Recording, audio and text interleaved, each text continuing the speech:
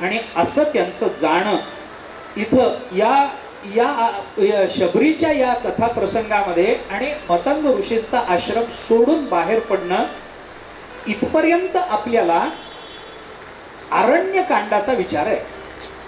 इथं आरण्यकांड संपून जातं. आता इथून पुढे जो विचार आहे तो दोन पद्धतीचा आहे. एक भक्त विचार आहे आणि एक परमात्म विचार आहे.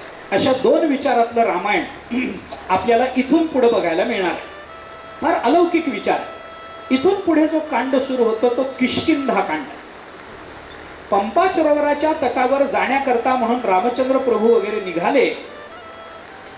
पंपा सरोवर पाहिलं, तिथलं सौंदर्य बघितलं. रामचंद्र प्रभूंना पुन्हा एकदा सीता मातोश्रींचं स्मरण झालं, व्याकुळ झाले.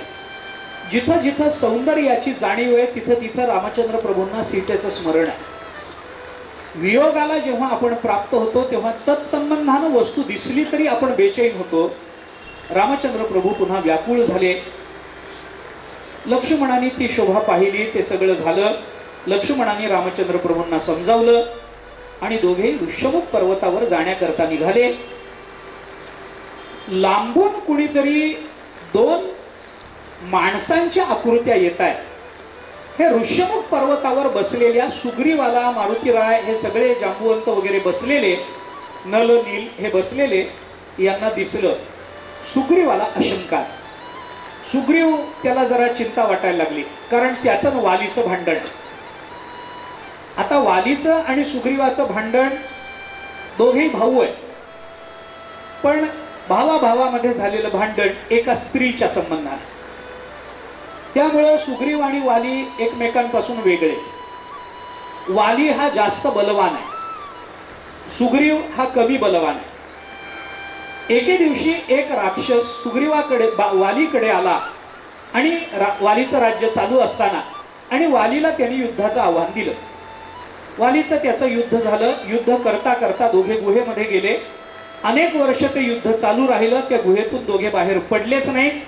सुग्रीव बाहेर वाट बघत बसला आणि आतून एके दिवशी रक्ताचा लोट वाहत आला. सुग्रीवाला वाटलं बहुतेक राक्षसाने माझ्या भावाला मारलं, म्हणून सुग्रीवाने त्या गुहेच्या तोंडाला एक मोठा दगड लावला आणि सुग्रीव निघून आला. निघून आल्यानंतर वालीने त्या राक्षसाला मारलं होतं. वाली नंतर कालांतराने बाहेर आला. सुग्रीवाबद्दल त्याच्या अंतःकरणामध्ये गैरसमज निर्माण झाला. दोघा भावांची ताटातूट झाली. त्या सुग्रीवाचं आणि वालीचं अनेक वेळेला युद्ध झालं. प्रत्येक वेळेला वालीने सुग्रीवाला पराजित केलं. आता ही दोन मनुष्याकृती या दोन समोर येत आहेत. हे बघितल्यानंतर त्याला असं वाटलं, त्या सुग्रीवाला जिथे असेल तिथे जाऊन तो वाली मारायचा, पण एक त्या ऋष्यमुख पर्वतावर यायला त्याला बंदी होती. एका ऋषीचा शाप आहे, त्यामुळे तो वाली या ऋष्यमुख पर्वतावर येत नाहीये. तिथं जर त्याने पाय ठेवला तर त्याला मरण येणार आहे, म्हणून तो इथं येणार नाही. आणि म्हणून सुग्रीवाने आपल्या मंत्र्यांसह त्या ऋष्यमुख पर्वताचा आश्रय केला. यांनी बघितलं, यांना वाटलं बहुतेक वालीनं आपल्याला मारायला कोणीतरी पाठवलंय असं त्यांना वाटलं. आणि मग त्यांनी सुग्रीवाने विचार केला की हे दोघे कोण आहेत याचा तपास काढला पाहिजे. कुणाला पाठवावं, कसं पाठवावं असा विचार निर्माण झाला. त्या विचारामध्ये मारुतीरायांना पाठवायचं ठरलं. मनोजवम मारुततुल्य वेगम जितेंद्रियम बुद्धिमतां वरिष्ठम वातात्मजं वा नरयूथ मुख्यम श्रीरामदूतम शरणम प्रपद्ये असं आपण म्हणतो. वानर युथामध्ये अत्यंत मोठे असे, बुद्धीनं अत्यंत श्रेष्ठ आहे, अतुलनीय असं शारीर बळ आहे, वायुपुत्र आहे, अंजनीचे पुत्र आहेत, अनुकूल, सगळी अनुकूलता आहे. मारुतीरायाला पाठवावं असं ठरलं.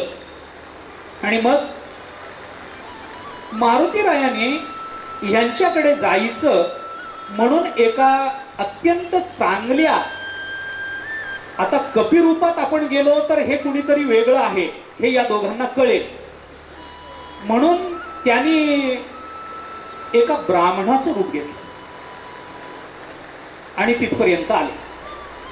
आल्यानंतर मारुतीरायाचं इथं एक फार चांगला विचार आहे, जो खरं म्हणजे विस्तार करून सांगितला पाहिजे. मारुतीराय तिथं आले आणि त्यांनी या दोघांची चौकशी केली. की तुम्ही कोण आहेत, कसे आहात, तुमचे रूपावरून तुमच्याबद्दल अनुमान काय बांधता येतं, तुमच्या खांद्याला लावलेल्या धनुष्यावरून तुमचं अनुमान काय करता येतं, ही सगळी आपली अनुमान सांगून मग मारुतीराणी त्या दोघांना विचारलं, तुम्ही कोण आहात. कोण आहात हे म्हणल्यानंतर त्या दोघांनी रामचंद्र प्रभूंनी आपला परिचय दिला. आणि परिचय देण्याच्या आधी रामचंद्र प्रभूंनी मारुतीरायाचं ते जे भाषण आहे ना, ते भाषण ऐकून रामचंद्र प्रभूंना अत्यंत प्रसन्नता आहे, अत्यंत प्रसन्नता. रामचंद्र प्रभू लक्ष्मणाला असं म्हणतात की हा सुग्रीवाचा सचिव आहे. नंतर त्याने आपलाही परिचय दिला, हा सुग्रीवाचा सचिव आहे आणि काहीतरी इच्छा घेऊन तो जर आपल्याकडे आला असेल लक्ष्मणा, तर या मारुतीरायाचं बोलणं कसं आहे हे तू ओळखलं पाहिजेस. माणसाच्या अंतःकरणाचा ठाव त्याच्या शब्दाने घेता येत असतो. झाड जाणीजे फुले, मानस जाणीजे बोले, भोगे जाणीजे केले पूर्वजन्मीचे, हे ज्ञानोबाराय बोलतात. तसं रामचंद्र प्रभूंनी सांगितलं, अरे याचा स्वर बघ, याची शब्दरचना बघ, याच्या बोलण्यातला चढ उतार बघ, याचे शब्दयोजना नुसती बघू नको, तर त्या मागे अर्थभिन्नता आणि अर्थछटा काय आहे हे बघ. लक्ष्मणा, याच्या बोलण्याचा तू अभ्यास कर. माणसाने कसं बोलावं याचं हे आदर्श उदाहरण आहे. बघ म्हणे, हा कोण आहे, तर हा आहे सुग्रीवाचा सचिव. रामचंद्र प्रभूंनी सांगितलं, तमभ्य भाष सौमित्रे, याच्या बोलण्याचा अभ्यास कर. हा कोण आहे बघ. सुग्रीव सचिवम कपिल, हा सुग्रीवाचा सचिव आहे आणि तो कपी योनीत आहे. कसा आहे तो, त्याच्या बोलण्यावरून काय कळतं, वाक्यज्ञम, हा वाक्याचा जाणकार आहे. मधुरैः वाक्यैः, बोलताना अत्यंत गोड वाक्य बोलतो. स्नेहयुक्त मरिंदरम, आणि अत्यंत स्नेह त्याच्या बोलण्यामध्ये आहे.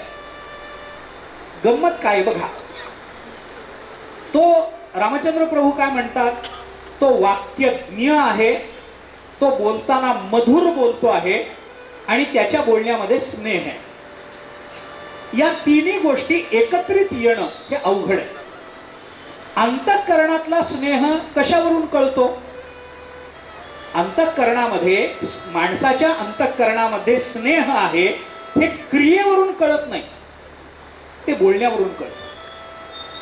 माणसाच्या भावनांच्या अभिव्यक्तीची दोनच माध्यम आहेत. कुठली भावना असू दे, अभिव्यक्तीची माध्यम दोन, क्रिया आणि शब्द. माझ्या अंतःकरणामध्ये क्रोध निर्माण झाला तर मी शिव्या देईन, तर तो शब्द आहे, आणि मी कुणाला मारीन तर ती क्रिया. क्रिया आणि शब्द ही दोन माध्यम सोडली तर माणसाच्या अभिव्यक्ती करता, भावनांच्या अभिव्यक्ती करता तिसरं माध्यम या जगताच्या पाठीवर नाही.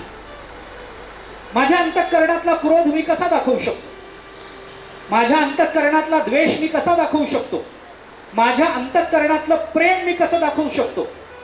दोनच माध्यम आहेत, एकतर क्रियेनी नाहीतर शब्दाने. याच्यातली क्रिया हे कमी अधिकाराचं माध्यम आहे आणि शब्द हे उच्च अधिकाराचं माध्यम. माणसाच्या अंतःकरणातला स्नेह कसा कळेल, रामचंद्र प्रभूंनी सांगितलं, तो जर मधुर बोलत असेल तर स्नेह कळेल. आणि स्नेहयुक्त माधुर्य हे कसं ओळखता येईल, ते त्याच्या वाक्य रचनेवरून ओळखता येईल. आपण बघा, मगाशीच आपण बोलण्याबद्दल बोललोय, कसं बोलावं, काय बोलावं. ज्ञानोबारांनी तर 13व्या अध्यायामध्ये इतकं छान वर्णन केलंय सगळं. माणसाच्या वाचिक अहिंसेचं वर्णन 13व्या अध्यायातलं आपण वाचा. वाचिक अहिंसा, ते कसं असावं, काय असावं, कसं बोलावं, कसं बोलू नये. आटू वेगू विंदाणू आशा शंका प्रतारणू हे संन्यासीले अवगुणू जिया वाचा, हे ज्ञानोबारांनी बोलून दाखवलं. आणि मग ते कसं असलं पाहिजे, कसं नसलं पाहिजे, हे सगळं बोलून दाखवलं. कसं असावं बोलणं, साच आणि मवाळ, मितुले आणि रसाळ, शब्द जैसे कल्लोळ अमृताचे, अमृताचा कल्लोळ असावा असं बोलावं माणसाने. साच बोलावं, खरं असावं, ते मवाळ असावं, मवाळ असावं. बोलताना अंतःकरणावर ओरखडे उमटू नये, कानाला ते कठीण लागू नये. बोलताना माणसाचा शब्द हृदयामध्ये अलगद जावा. कसा जावा?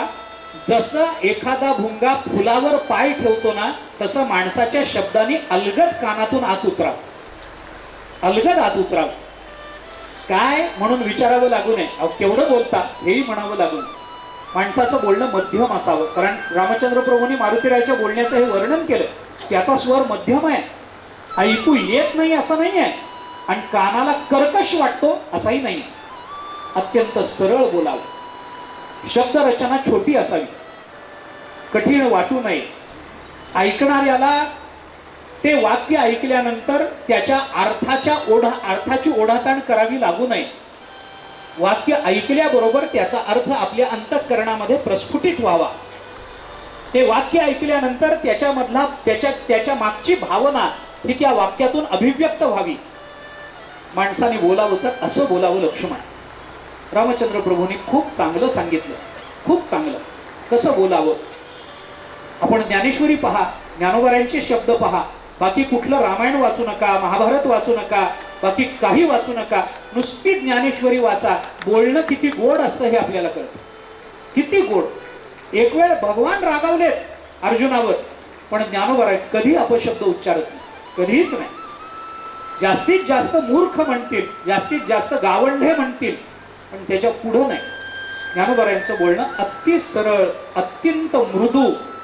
कारण समोर गुरु बसलेले, समोर श्रोता बसलेला, त्यांच्या समोर आपल्या वाक्यांची फेक कशी असली पाहिजे, आपले हावभाव कसे असले पाहिजेत, आपली देहबोली कशी असली पाहिजे, आपल्याला शब्द न उच्चारता सुद्धा शब्दाची अभिव्यक्ती करता आली पाहिजे. बऱ्याच वेळेला, प्रत्येक वेळेला शब्दाच्या उच्चारणातूनच शब्दाचा अर्थ कळावा लागतो असं नाही. काही काही वेळेला न बोलता सुद्धा शब्द व्यक्त होऊ शकतो, पण त्याच्याकरता वाक्य रचना तशी असली पाहिजे की त्या वाक्यामधल्या त्या शब्दाची अनुपस्थिती त्या शब्दाच्या अर्थाच्या उपस्थितीला भाग पाडते. असं काहीतरी असलं पाहिजे. बोलणं कसं असावं, काय असावं, याचा फार विचार आहे. कारण माणसाच्या जीवनातली सगळी सुखदुःख या बोलण्याने येतात. सगळं माणसाचं जीवन घडतं तेही बोलण्याने, बिघडतं तेही बोलण्याने. आता याची उदाहरणं सांगेन तर वेळ जाईल. अशी कितीतरी उदाहरणं. वाईट बोललं तर सगळंच आहे. ते कबीर महाराजांनी जिभेचं आणि दाताचं भांडण सांगितलं एकीकडे. आपले दात आणि ही जीभ यांच्यामध्ये म्हणे एकदा भांडण झालं. तर हे जे दात आहेत 32, या 32 दातांनी त्या जिभेला आपल्या आत घेतलं आणि तिला दम दिला. कबीर महाराजांनी गोड सांगितलं. कबीर महाराजांनी सांगितलं, दंत कहे जीभ को हम 32 तुम अकेली माय. त्या दातानी जिभेला सांगितलं, आम्ही 32 जण आहोत आणि तू एकटी आहेस. दंत कहे जीभ को हम 32 तुम अकेली माय, एक बार चबा जाऊं तो फिर वापस ना आए. आम्ही जर तुला चावून टाकलं तर तुझं काही चालणार नाही, तू पुन्हा येऊ शकत नाहीस. मोडलेली जीभ काही पुन्हा येत नाही, पालीच्या शेपटासारखी तुटली. जिभेने ऐकून घेतलं. जीभ म्हणाली बरोबर आहे. मग जिभेने त्यांना सांगितलं, जीभ कहे दंत को. आता जीभ म्हणायला लागली दातांना, जीभ कहे दंत को तुम 32 में अकेली माय, एक बार टेढ़ी चलू तो 32 के 32 गिर जा. दातांनी सांगितलं, आम्ही 32 जण आहोत, तू एकटी आहेस, आम्ही चावून टाकू तर तुला त्रास होईल. जिभेने सांगितलं, तुम्ही 32 आहेत, मी एकटी आहे, पण मी जर कुणासमोर वेडी वाकडी चालले ना, त्यांनी तुमचे 32चे 32 दात तर जमिनीवर आणले. बोलण्यावर आहे सगळं. बोलून मन जिंकता येतात, बोलून दुरावा निर्माण करता येतो. माणसाने चांगलं बोलावं. ते कोणी असो, कसंही असो, अंतःकरणाला लागेल असं बोलू नये. आटू वेगू विंदाणू आश हे सगळे अवगुण आपण टाकून दिले पाहिजे. रामचंद्र प्रभूंनी सांगितलं, अरे हा कसा बोलतो बघ, कसा बोलतो बघ, याच्या बोलण्यावर संस्कार कसे ते बघ. ज्याला ऋग्वेदाची शिक्षा मिळालेली नाही, ज्याने यजुर्वेदाचा अभ्यास केलेला नाही, जो सामवेदाचा विद्वान नाही, तो अशा पद्धतीचं कधीच बोलू शकत नाही. आणि ज्या अर्थी हा बोलतोय त्या अर्थी हा वेदांचा जाणकार असला पाहिजे, वेदाचा जाणकार असला पाहिजे, यानं व्याकरणाचा अभ्यास चांगला केलेला असला पाहिजे. कारण याने खूप काही आपल्याला बोलून दाखवलंय. पण हे सगळं बोलताना याच्या मुखातून एकही शब्दाचं अशुद्ध रूप बाहेर पडलं नाही, एकही शब्दाचं अशुद्ध रूप बाहेर पडलं नाही. आता हे बोलत होते, भाषा संस्कृत आहे, ठीक आहे, आपण मागेही बोललो. हे दोन पद्धतीची भाषा, आपण त्या कुश आणि लव ज्या वेळेला गेले आणि हे रामायण सांगायला लागले तेव्हा त्यांनी कोणत्या भाषेमध्ये सांगितलं वगैरे हे आपण बोलून आलो. संस्कृतामध्येच सांगितलं, कारण हा मार्ग प्रकार आहे. मार्ग प्रकारामध्ये सगळ्यांना जी भाषा ज्ञात असते त्या भाषेत बोललं जातं. मारुतीराज संस्कृतात बोलले. एकही शब्दाचं रूप विचित्र रूपानं आलेलं नाही, शब्दाच्या उच्चारात आपल्याला कळतं. अहो आता आपलं मराठी घ्या, आपण मराठीचा उच्चार करताना सुद्धा मला बाकीचं बोलाय शुद्ध अशुद्धतेचा विचार नाहीये, पण त्याच्या उच्चाराचं एक शास्त्र आहे. आपण कोणता शब्द कसा उच्चारला पाहिजे. आता हे कर्ता कर्म क्रियापद कसे चालले पाहिजेत, क्रियापदाचं स्त्रीलिंगी रूप पुल्लिंगी रूप कधी येतं, कर्ता स्त्रीलिंगी पुल्लिंगी याच्यावरून क्रियापद स्त्रीलिंगी पुल्लिंगी कशी वापरावी लागतात आपल्याला कळतं ना. आता मातृभाषा आपली मराठी आहे म्हणून आपण बोलत आलो, पण कधी याचा विचार केला पाहिजे. आपल्याकडे च आणि च, ज आणि ज, झ आणि झ आहेत ना, अक्षर एकच आहे पण उच्चारात भेद आहे का नाही. जहाज असंच म्हणावं लागतं. जहाज हा मराठीचा शब्द नाही, जहाज नाही होत, जहाज. ज कधी म्हणायचं, ज कधी म्हणायचं, पण इथं जहाज असं म्हणता येत नाही, जहाज असंच म्हणावं लागतं. पण जग असं म्हणता येत नाही, जग असंच म्हणतात. काय सांगू आता, चैतन्य महाराज असं म्हणून चालत नाही. जिथं च चा उच्चार करायचा आहे तिथं च, आणि जिथं चमचा तिथं च असाच उच्चार करावा लागतो. हे उच्चाराचं शास्त्र आहे ना. आपण शब्दाचा उच्चार करताना अशुद्ध रूप त्याचं व्यक्त नाही व्हायला पाहिजे, त्याचा क्रम नाही बिघडला पाहिजे. हा कर्ता कर्म क्रियापदामध्ये मराठी भाषेमध्ये जसा क्रम सांभाळावा लागतो तसा संस्कृतात अपेक्षा नाहीये.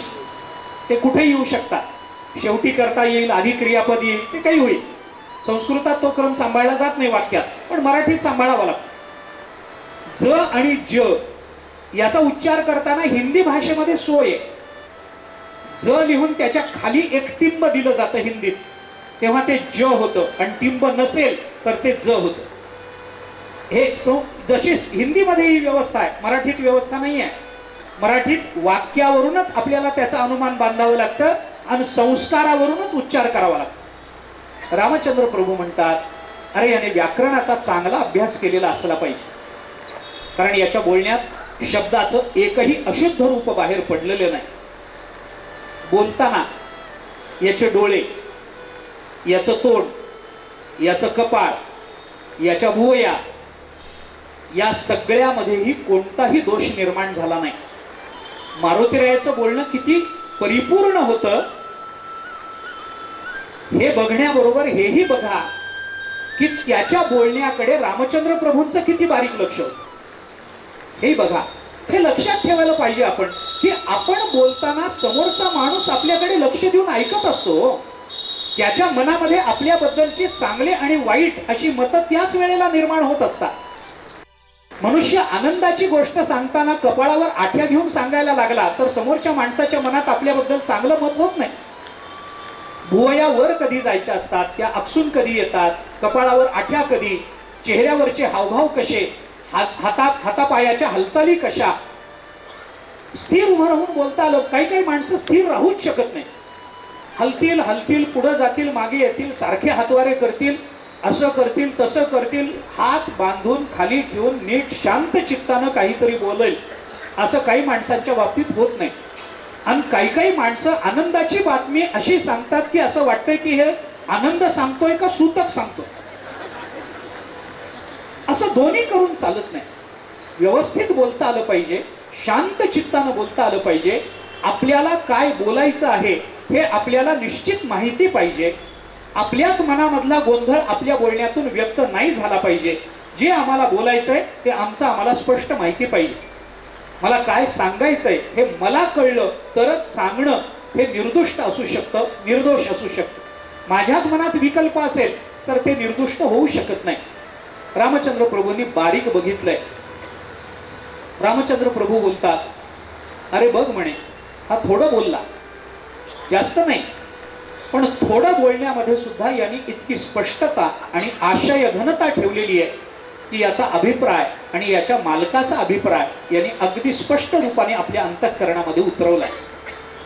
निसंशयता ही बोलण्यातून व्यक्त झाली पाहिजे. तसं बोलण्यातून व्यक्त झालेली निसंशयता ऐकणाऱ्याच्या अंतःकरणातही तशीच उतरली पाहिजे. रामचंद्र प्रभू म्हणतात याच्या बोलण्यामध्ये, आता याच्या बोलणं ऐकताना याच्या हेतूबद्दल माझ्या अंतःकरणामध्ये कोणताही संशय नाही. अडकत अडकत नाहीतर अत्यंत वेगानं अक्षर मागे पुढे त्याचे तोडमोड करून हा बोलत नाही. काही काही लोकांना गडबडीनं बोलायची सवय असते आणि काही काही लोकांना इतकं निवांत बोलायची सवय असते, इतकं निवांत बोलतात. एका माणसाने आपल्या मुलीला मुलगा झाला हे इतकं सावकाश सांगितलं की ज्या वेळेला ऐकणाऱ्याला कळालं त्यावेळेला तिच्या लग्नाची वेळ झाली होती. एवढं सावकाश बोलू नये. त्याच्या लग्नाची वेळ होईल म्हणजे मुलगा झालाय, आता बारसं करायचंय, हे इतका वेळ गेला की तो मुलगा लग्नाला आला.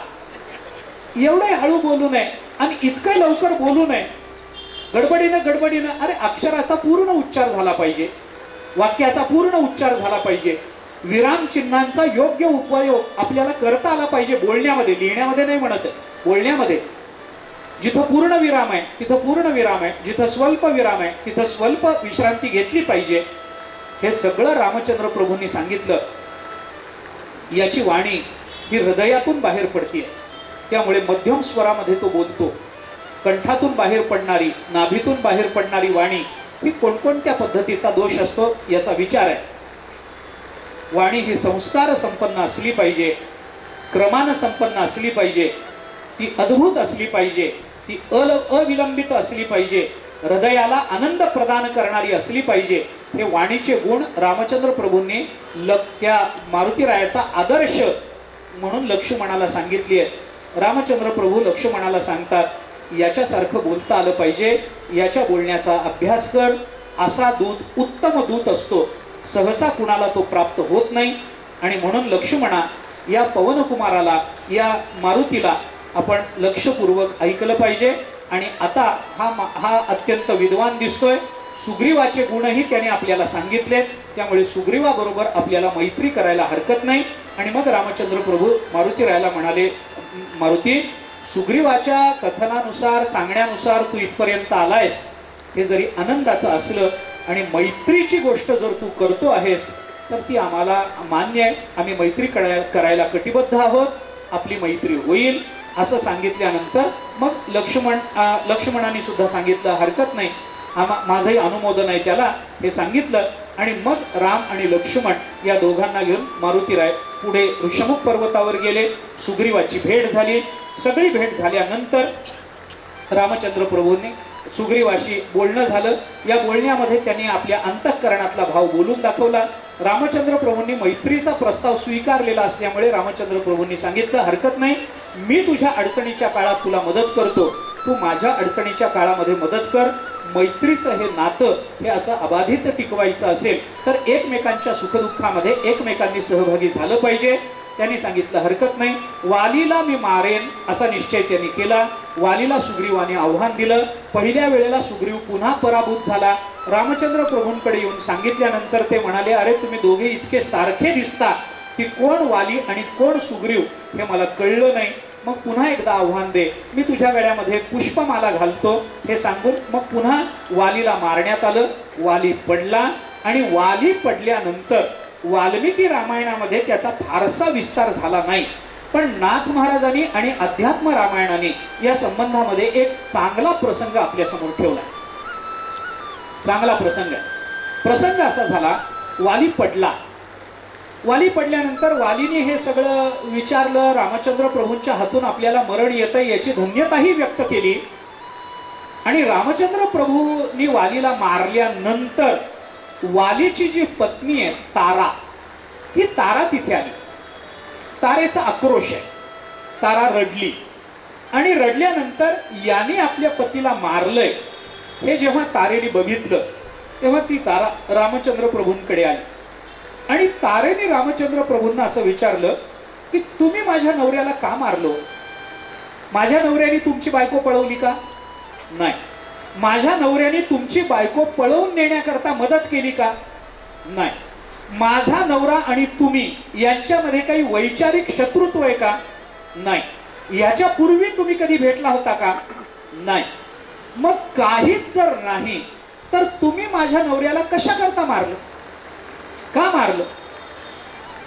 त्यांनी सांगितलं तुझा नवरा हा माझा शत्रू जरी नसला तरी माझा जो मित्र सुग्रीव आहे त्या सुग्रीवाचा तो शत्रू आहे, म्हणून मित्राचा शत्रू तो माझा शत्रू, म्हणून मी त्याला मारलं. रामचंद्र प्रभूंनी सांगितलं. तिने पुष्कळ विचार आहे. तिने सांगितलं अहो मग मैत्रीच करायची होती तर तुम्ही माझ्या नवऱ्याबरोबर करायची. कारण ज्या रावणाने या सीता मातोश्रीला पळवून नेलंय त्या रावणाला मारून मारून मारून आपल्या घरी 6 महिने डांबून ठेवणारा वाली आहे. वालीचं रावणाचं भांडण आहे एका प्रसंगामध्ये. त्या वालीनं रावणाला पकडलंय, काखेत मारलंय. हे बळीचं एक प्रकरण असंच सांगितलं जात. त्याला काखेत मारलं, घरी आला, त्याला आपल्या गोठ्यात बांधून टाकलं रावणाला वालीनं. आणि नंतर मग अंगद जेव्हा जन्माला त्यावेळेला अंगद लहान होता. अंगद थोडा मोठा झाला, पाळण्यामध्ये बसला, झोपायला लागला, त्याची नजर स्थिर झाली. मग ते पाळण्यावरचं खेळणं असतं ना, काय म्हणतात, चांदवा असतो ना पाळण्यावरचं, लहान मुलांना खेळणं, ते गोल गोल फिरतं. बऱ्याच वेळेला ते पूर्वीच्या काळामध्ये चौकोनी असायचं काचेचं, त्याला त्या पुंगळ्या सोडलेल्या असायच्या, त्याला चांदवा म्हणतात मराठीमध्ये. हा शब्द तरी आता किती जुना झाला, चांदवा माहितीच नाही. हा पाळण्याच राहिले नाहीत, काय करता, जाऊ द्या. त्या अंगदाला खेळायला एक माध्यम असावं म्हणून 10 तोंडाचं हे खेळणं त्या वालीनी म्हणे त्या अंगदाच्या पाळण्यावर बांध. आता ते जुने लोक सांगतात बाबा, खरं काय खोटं काय रामायणामध्ये तर हा खुलासा नाही आहे, पण ते जुने रामायण करणारे जुने हरदासी कीर्तनकार ते सांगतात म्हणे ते पाळण्यावर असं खाली येईल असं बांधलं. तो अंगद म्हणे असं लाथेनी मारायचा त्याच्या तोंडात, कुणाच्या, रावणाच्या तोंडाला असं लाथेनी मारायचा. आणि मग कधी कधी झोपलेल्या अवस्थेमध्ये त्या अंगदाला शिव आली असं ते जुने सांगायचे लोक. आहे पुष्कळ आहे काय.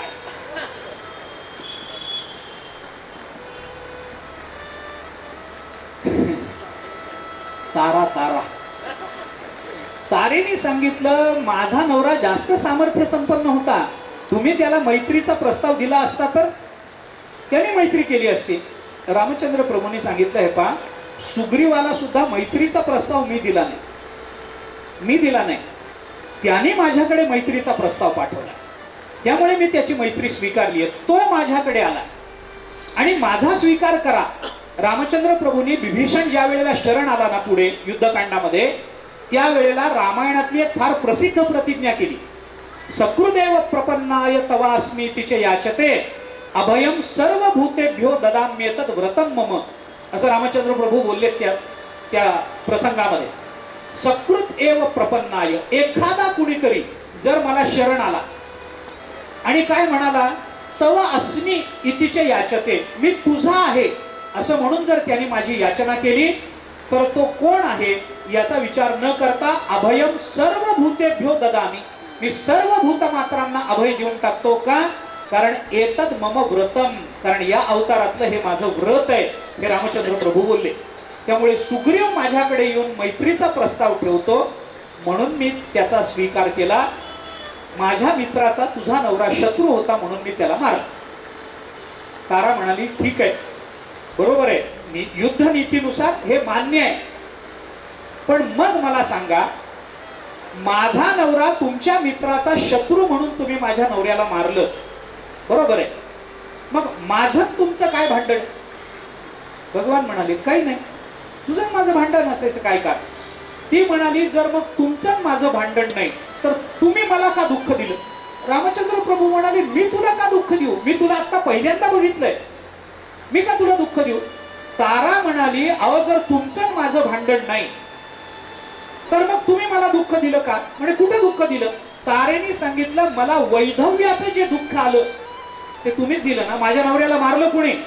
तुम्ही, त्यामुळे मी विधवा झाले ना, मग मला वैधव्याचं दुःख तुम्हाला देण्याचं कारण काय? तुमचं माझं भांडण आहे का? नाही. माझ्या नवऱ्याचं तुमचं भांडण आहे, असू द्या, तुम्ही नवऱ्याला मारा पण मला विधवा करायचं नाही. आता असं कसं होईल? असं कसं होईल? वैधव्याचं दुःख मला झालं की नाही? नवरा मेला, वैधव्य मला आलं की नाही? दुःख झालं की नाही? झालं. मग हे कुणामुळे झालं?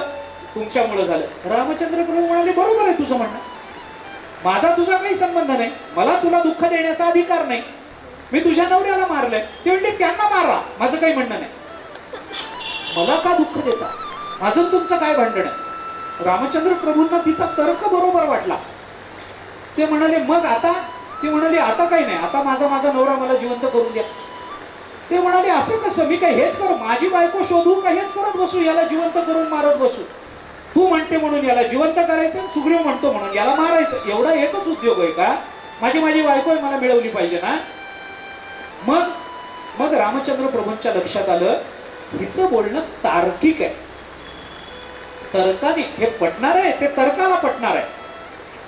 तर्काने जेव्हा युक्तिवाद होतो तेव्हा त्याच्यापेक्षा प्रबल तर्क करून जर आपल्याला वाद निवृत्त करता आला तरी सुद्धा आपण केलेल्या तर्कापेक्षा अधिक प्रबल युक्तिवाद करणारा कुणीतरी तार्किक पुन्हा निर्माण होऊ शकेल याची शंका आणि याची शक्यता कायम जिवंत राहते.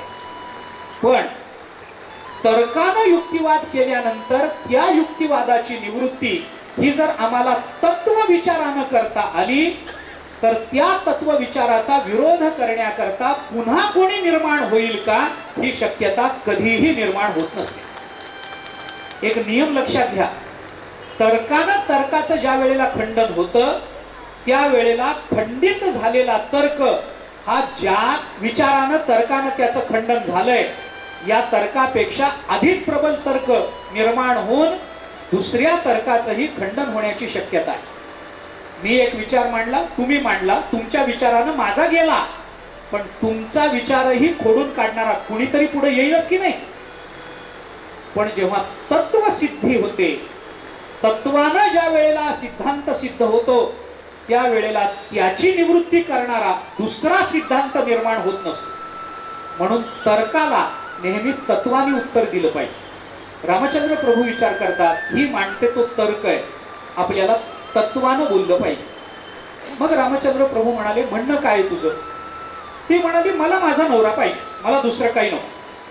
ठीक आहे. रामचंद्र प्रभू म्हणाले आता मला सांग, तुला तुझा नवरा पाहिजे म्हणतेस ना, मग मला एका प्रश्नाचं उत्तर दे. तुझ्या नवऱ्याचा देह म्हणजे तुझा नवरा आहे का तुझ्या नवऱ्याचा आत्मा म्हणजे तुझा नवरा आहे? आता सांग. किम भिरु शोचसी व्यर्थम शोकस्या विषयम पतिम पतिस्तवायम देहो वा जीवो वा वदत तत्वतः. आता तत्वतः मला सांग, तू तर्कतः बोललीस ना, मी आता तत्वतः तुला विचारतो, बोल. देह म्हणजे तुझा नवरा आहे का आत्मा म्हणजे तुझा नवरा आहे? आता तारा अडचणीत आली. ती म्हणाली म्हणजे? रामचंद्र प्रभू म्हणाले म्हणजे काही नाही. देहाला नवरा मानणार असशील तर हा बघ देह इथं पडलाय, घेऊन जा, रडायचं काय कारण आहे? आणि जर आत्म्याला नवरा मानणार असशील तर आत्मा मरतच नाही, रडायचं काय कारण आहे? किम भिरु शोचसी व्यर्थम, कशाकरता शोक करतेस? देह पाहिजे, देहाला नवरा म्हणतेस ना, अवघ इथं पडलाय, घेऊन जा, काय रडायचं कारण आहे? नवऱ्याला नवरा दिला की नाही तुला? दिला. आणि आत्म्याला नवरा म्हणणार असशील तर आत्मा मरतच नाही, त्याला मरणच नाही.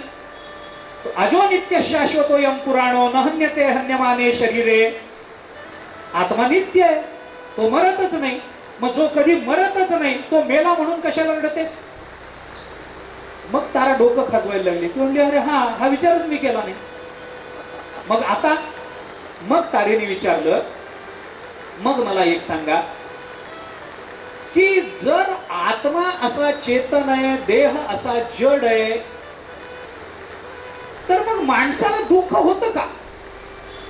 रामचंद्र गुरु म्हणाले, हा आता कसं सुतात आली सरळ. आतापर्यंत माझा नवरा मला जिवंत करून द्या, असं आहे तसं आहे, हे चाललं होतं. रामचंद्र प्रभू म्हणाले, हा आता मी तुला सांगतो, देह जड आहे, आत्मा चेतन आहे. माणसाला दुःख जडापासून आहे का चेतनापासून आहे? ना जडापासून आहे ना चेतनापासून आहे. दगड कुणाला दुःख देईल का? तो जागेवर बसून राहील हो. तो काही थोडंच म्हणणार आहे मी तुमच्या डोक्यात पडायला जन्माला आलोय म्हणून.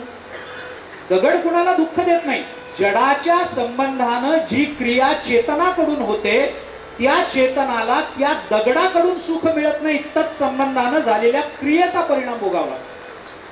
लक्षात घ्या. अहो मला सांगा, चाकू चांगला आहे का वाईट आहे? चाकू चांगला आहे का वाईट आहे? अहो तो चांगलाही नसतो, वाईटही नसतो. त्याचा वापर करणारा कसा आहे याच्यावर त्याचा चांगले वाईटपणा अवलंबून आहे की नाही?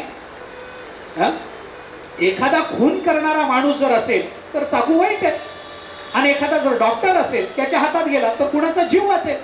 चांगला आहे. चांगला वाईट जडाच्या जड कुणाच्या सुखदुःखाचं कारण होऊ शकत नाही. जड जडच आहे. त्याच्या ठिकाणी भाव नाही, त्याच्या ठिकाणी क्रिया नाही. कारण जडाच्या ठिकाणी चित आहे, चिदाभास नाही. ही अडचण आहे वेदांताची. वेदांत म्हणतो चिदाभास असल्याशिवाय भावभावनांचा विचार करता येत नसतो. चिद असून चालत नाही, चिदाभास लागतो तर भावनांचा विचार करता येतो. दगड कुणाच्या सुखदुःखाचं निमित्त नाही, आणि आत्मा कुणाच्या सुखदुःखाचं निमित्त आहे? आत्मा आहेच आहे. मग माणसाला दुःख का होतं आणि सुख का होतं मला सांगा. का होतं? देहो अचित काष्ठवत राम, जीवो नित्यश्चिदात्मक, सुख दुःखादि संबंध कस्य मे राम मे वद, कस्य स्याद राम मे वद. रामा मला सांगा हे तुम्ही. देहो अचित काष्ठवत, देह लाकडासारखा अचित आहे, जड आहे, आणि जीव नित्य, जीव म्हणजे आत्मा नित्य चिदात्मक, हा नित्य आहे, चिदात्मक आहे. सुख दुःखादि संबंध कस्य स्यात् राम मे वद. मला सांगा तुम्ही. मग माणसाला सुख दुःख देहापासून आहे का आत्म्यापासून आहे? देहही सुख दुःख देत नाही, आत्माही सुख दुःख देत नाही, तरी जीव सुख दुःखी आहे. असं का होतं? मग रामचंद्र प्रभूंनी तिला लांब लचक उपदेश केला.